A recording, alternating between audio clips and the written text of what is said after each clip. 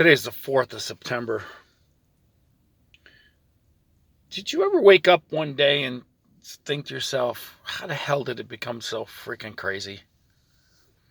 That we're living in a country of that's run by lunatics. I mean, every bit of our culture has been subverted and turned into shit. You know, and I was listening today and to somebody, and the use of personal pronouns. What pronouns do you choose to use? Who makes this shit up? Who sits in a, there in order for this stuff to come down the pipe,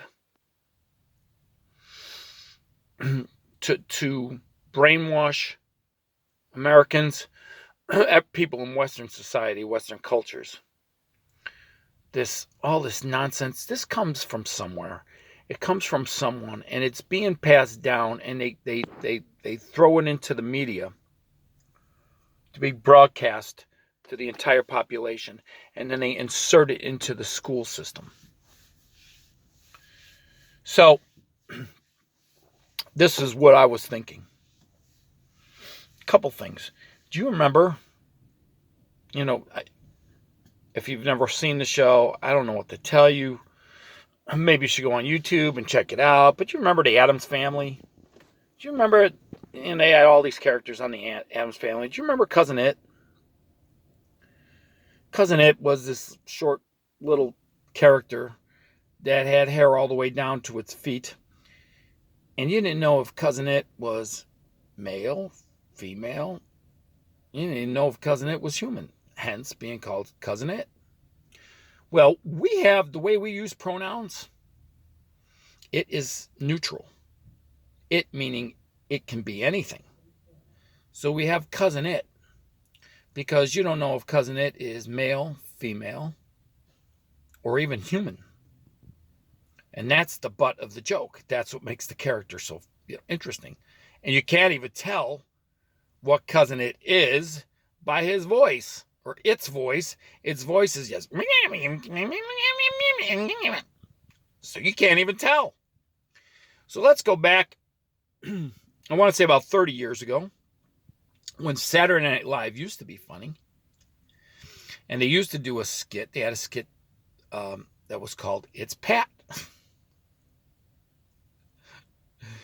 And it would start out with this character named Pat. And, it's Pat. It's time for androgyny. It's Pat. And the whole gist of that skit was you didn't know if Pat was male or female, and had a gender neutral, or a name Pat, which could be Patricia or Patrick, and you didn't know. And everybody that was around Pat was always trying to get Pat to say something that would get a clue to what gender Pat was. Well, this particular character now was considered offensive. But man, and good luck trying to find it on YouTube. It's hard to find. They removed most of them. You used to be able to find this stuff relatively easily, but now you can't even go and find it, because the YouTube police have deemed it unacceptable. So you had this character that you didn't know, and you didn't know what gender it was. So you have Cousin It, and you have It's Pat. And I think this is what drives me more angry more than anything else. These leftist communist schmeckleheads. They're the first ones that tell you, they're the first ones that start screaming, believe the science, and believe the science about the weather and what's, the changes that are happening. Believe the science. They don't believe the science when it comes to abortion. And they sure to hell don't believe the science when it comes to gender. They just don't. They refuse it. It's all nonsense. And this is what really angers me. All of them. All their ambiguous neutrality bullshit. You know, they come up with these stupid arguments. When you pull things out of nature, they use this argument. Oh, here's a good one. Oh, homosexuality is found in nature. And over 500 and something different species practice homosexuality, so it's natural, it's normal. Well, guess what? So's cannibalism. Okay? So's cannibalism's natural in nature, too. So what do you want to do? Engage in that as well? I mean, the absurdity is just beyond comprehension to me. So I want to leave you with two thoughts. In nature, there are lower life forms that don't have a gender. Flatworms, annelids, selenerates, I think corals.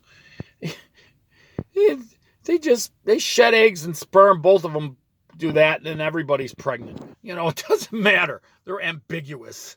They're ambiguous creatures. They're lower life forms.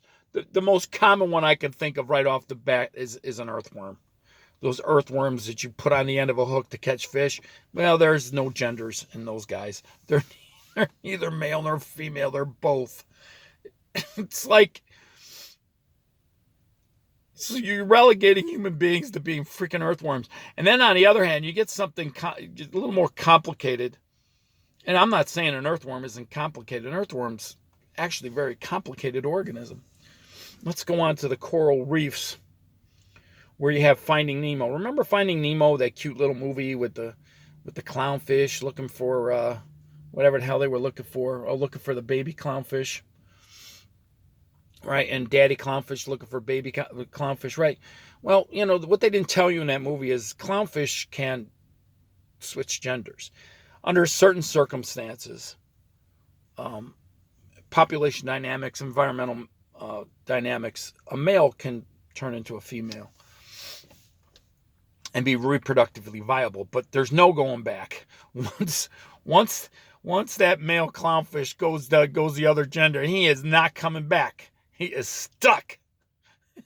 He is stuck producing eggs the rest of his life. Well, for some reason, human beings want to be like clownfish. I really want you to think about this. Except for, the problem with mammals is male mammals have prostate glands.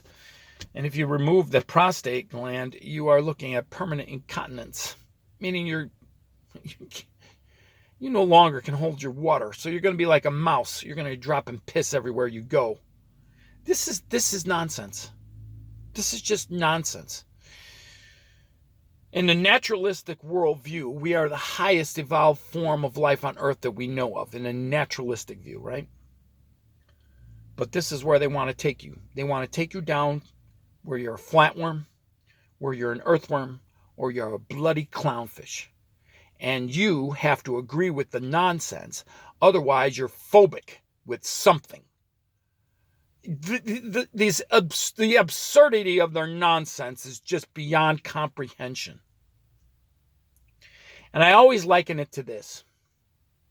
If I wake up tomorrow and decide I'm Marie Antoinette, and I demand everybody around me to call me Marie Antoinette and start speaking to me in French, and I don one of these ridiculous and put on an 18th century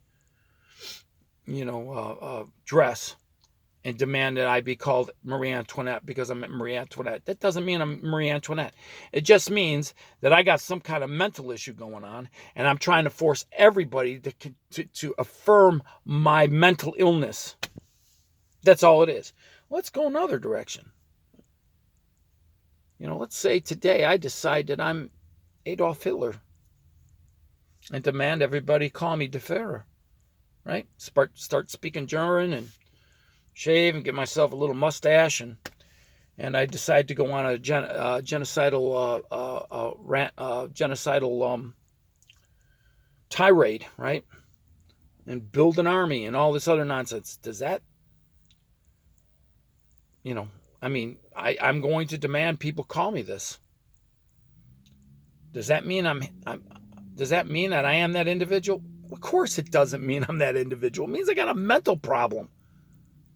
That's how this stuff is. And this is how it's got to be treated.